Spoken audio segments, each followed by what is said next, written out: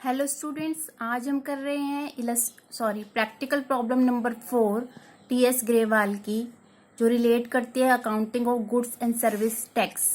इसका first part जो है हम कल वाली वीडियो में पूरा कर चुके हैं। आज हम करेंगे इसका second part. Sold goods to Sunil in cash of ₹10,000 less 10% trade discount plus CGST and SGST 6% each. Sunil को गुड्स सेल किए हैं मोहन ने, कितने के? 10,000 के, जिसपे 10% ट्रेड डिस्काउंट लेस होगा और CGST और SGST लगेगा। CGST और SGST कब लगता है? जब लोकल ट्रांजैक्शन होती है, जब इंट्रा स्टेट ट्रांजैक्शन होती है। सुनील की लोकेशन मेंशन नहीं है, डैट मीन्स ये लोकल ट्रांजैक्शन है। उसके बाद वो क्या बोल रहा है? Received A net of ₹8,500 plus CGST and SGST। SGST पहले इसकी जर्नल एंट्री रिकॉर्ड करते हैं हम। कैश अकाउंट डेबिट, कैश जो है रियल अकाउंट है, ठीक है। इस रियल अकाउंट के लिए गोल्डन रूल्स ऑफ अकाउंटिंग क्या कहते हैं? डेबिट व्हाट्स कम इन। कैश बिजनेस में आ रहा है तो हम क्या कर रहे हैं? कैश को डेबिट कर रहे हैं। रूल कहता है डेबिट व्हाट्स कम इन, ठीक है। अब यहाँ पे एक लाइन बोली है, received A net of ₹8,500 plus CGST and SGST।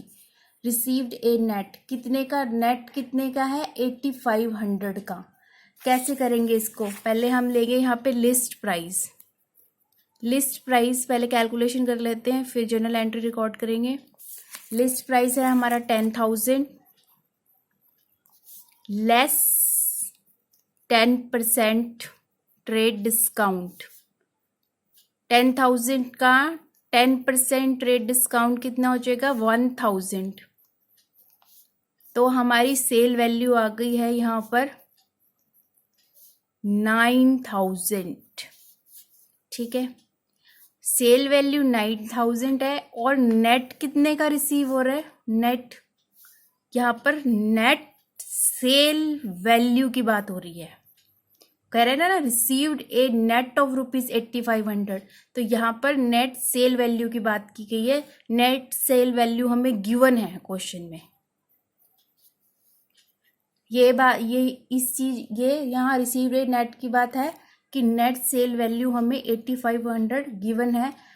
इन्होंने क्या किया है प्रैक्टिकल क्वेश्चन में, इसमें जो इससे पहले वाली जो प्रैक्टिकल प्रॉब्लम्स होती थी उसमें कैश डिस्काउंट गिवन होता था, डायरेक्ट दिया होता था। इसमें इन्होंने इनडायरेक्टली नेट सेल वैल्यू दे दिया है और हमें फाइंड आउट करना है कैश डिस्काउंट की अमाउंट, जो कितनी होगी।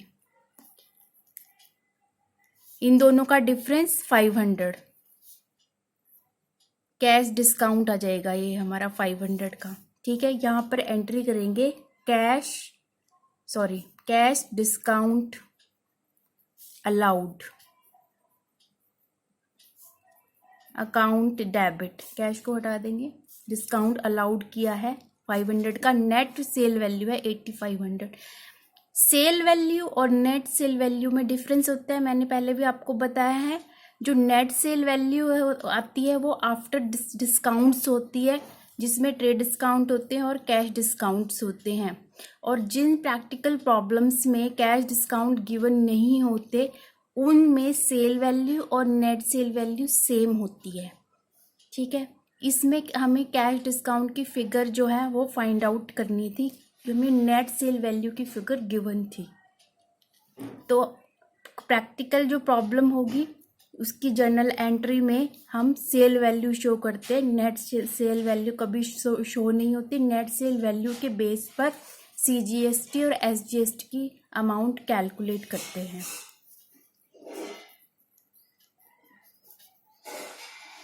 अब आ जाएगा CGST, कितना है? 6%। किस पे कैलकुलेट करेंगे? 8,500 पे। 600 इसी तरह से SGST 6%, 8,500 पे 6% आ जाएगी। 8,500 पे 6% आ जाएगा 510। CGST इसी तरह SGST 510 आ जाएगा। अब हमें वैल्यू निकालनी है कैश रिसीव्ड की। इसकी जर्नल एंट्री पूरी कर लेते हैं। To sales account, discount allowed किया है, बिजनेस का एक्सपेंस है, नॉमिनल अकाउंट है। नॉमिनल अकाउंट के लिए गोल्डन रूल्स ऑफ अकाउंटिंग क्या कहती है? Debit all the expenses and losses, इसलिए डिस्काउंट अलाउड अकाउंट को हमने डेबिट किया है। सेल्स अकाउंट को हमने क्रेडिट किया है, गुड्स सेल हो रही है, बिजनेस की इनकम हो रही है, इनकम जो है वो नॉमिनल अकाउंट है। नॉमिनल अकाउंट के लिए गोल्डन रूल्स ऑफ अकाउंटिंग क्या कहती है? Credit all the incomes and gains, इसलिए सेल्स अकाउंट को हमने किया है क्रेडिट। और क्या करेंगे यहाँ पर? Output CGST account credit to output SGST account credit. इन दोनों को हमने क्रेडिट क्यों किया है? जब गुड्स सेल हुई हैं तो CGST और SGST जो है सेलर ने चार्ज किया है परचेजर से, ठीक है।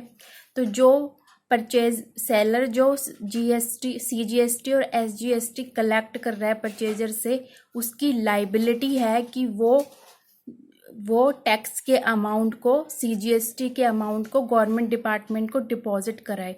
और मॉडर्न अप्रोच में हमने पढ़ा था जब भी लाइबिलिटी इंक्रीज होगी तो हम लाइबिलिटी को क्रेडिट करते हैं, इसलिए आउटपुट CGST और आउटपुट SGST अकाउंट को हमने क्रेडिट किया है। नरेशन आ जाएगी इसकी, being goods sold and CGST and SGST charged at the rate of 6% each। अब हमें कैश रिसीव्ड की अमाउंट निकालनी है, वो कैसे निकलेगी? यहाँ पे लिखेंगे सेल वैल्यू, कितनी है सेल वैल्यू हमारी? 9000 आ जाएगा। यहाँ पे भी हम 9000 लिख देंगे क्रेडिट, ठीक है। डिस्काउंट कितना है यहाँ पे? 500 का डिस्काउंट अलाउड। ऐड करेंगे यहाँ पर CGST कितना है? 510। यहाँ पर आउटपुट CGST की अमाउंट लिख देंगे 510। यहाँ पे ऐड करेंगे SGST 510, यहाँ पे 510 आ जाएगा। 510 इसको ऐड कर लेंगे। ऐड करने पर अमाउंट इसकी आ जाएगी 10,020, ठीक है। इसके बाद हमें क्या करना है? डिस्काउंट अलाउड किया है ना, इसे लेस कर देंगे। डिस्काउंट अलाउड ये टोटल था, डिस्काउंट अलाउड कितने का है? 500, इसमें से लेस कर देंगे, ये आ जाएगा 9,520। ये क्या है? ये है कैश रिसीव्ड। कौन सी अमाउंट में जाएगा ये? इस अमाउंट में जाएगा। कैश अकाउंट के सामने जितना कैश हमें रिसीव्ड हुआ है 9,520, ठीक है।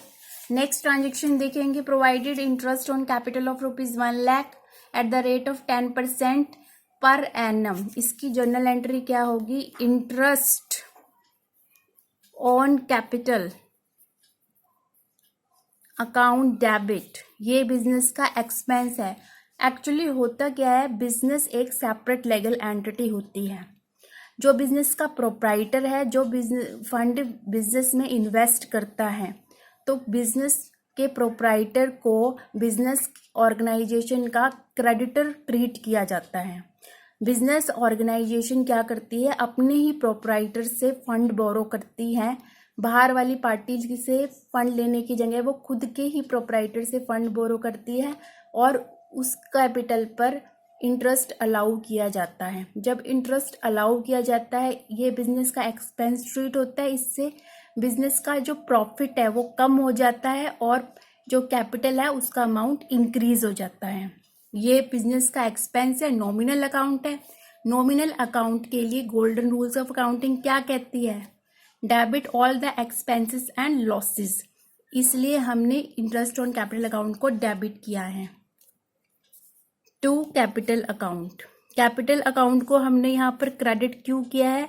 Interest on capital amount, interest on capital allowed करने की वजह से बिजनेस ऑर्गेनाइजेशन ने इंटरेस्ट ऑन कैपिटल अलाउड कर दिया, इससे प्रॉफिट कम हो गया है और कैपिटल इंक्रीज हो गई है। मॉडर्न अप्रोच में हमने पढ़ा था जब भी कैपिटल में या लाइबिलिटी में इंक्रीज होती है तो हम क्या करते हैं, कैपिटल अकाउंट को क्रेडिट करते हैं, इसलिए हमने कैपिटल अकाउंट को क्रेडिट कर दिया है। ये आएगा 10,000 being interest allowed on capital.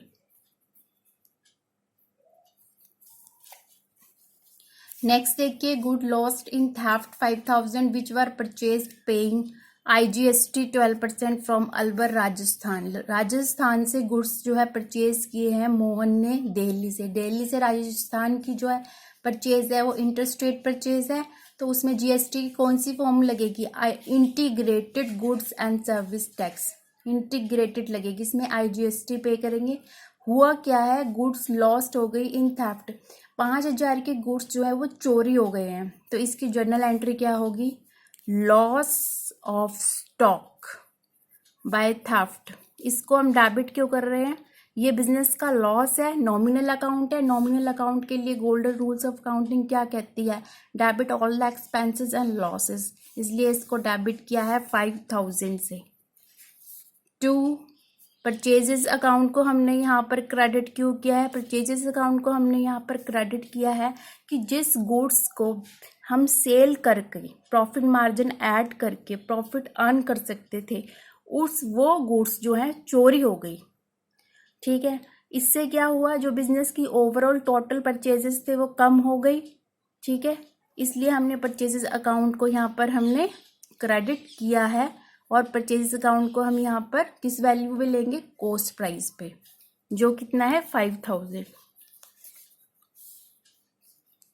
Next आएगा यहाँ पे जो IGST पे किया था परचेजेस के टाइम पे, उसको कर देंगे रिवर्स, इनपुट IGST अकाउंट, 5,000 पे 12% हो जाएगा 600, और यहाँ टोटल अमाउंट जो है 5,600 आएगा, सॉरी यहाँ पर 5,600 आएगी टोटल वैल्यू, जो कि लॉस्ट हो गई है थेफ्ट की वजह से। जो IGST पे किया था वो रिवर्स हो गया, being goods lost by theft. I hope आपको ये प्रैक्टिकल प्रॉब्लम अच्छी तरह समझ में आई होगी। मिलेंगे नेक्स्ट वीडियो में। Thank you so much.